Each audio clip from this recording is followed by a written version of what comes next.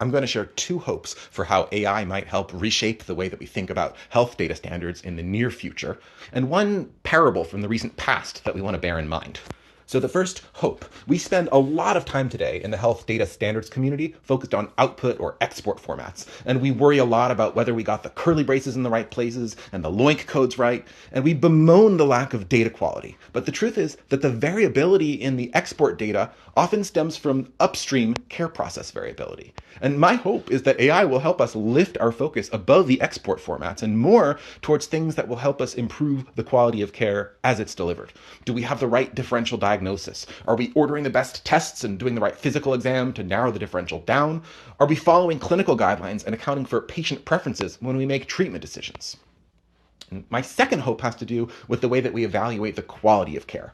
Today's quality standards are very focused on these rigid quality measures with numerators and denominators, with these precisely negotiated exception clauses, and they're very consequential. They drive payments, but the truth is that they're also very brittle and they're not always meaningful. So my hope is that AI will help us lift our focus away from the computational details of these very brittle quality measures and more towards providing the kind of feedback that a clinician might expect from a trusted mentor. But now for the cautionary tale.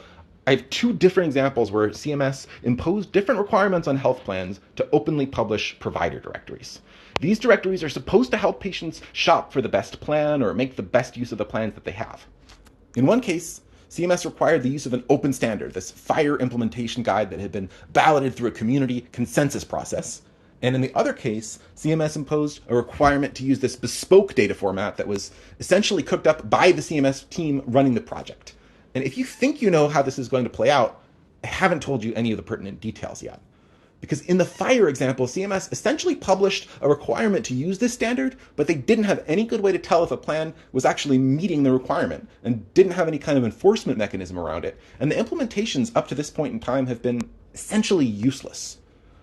In the other project, the CMS team that defined the bespoke data model was actually the team building out the healthcare.gov feature that would let consumers filter the health plans based on the care providers they wanted to see and based on the medications they needed to take. So that team was accountable for the end result, and they guided the technology in a way that met their requirements. So the magic really was that feedback loop. And the generalizable lesson here is not that standards are bad and custom data formats are good, but rather that the best and the highest role for federal government goes beyond just setting requirements and establishing the enforcement mechanisms.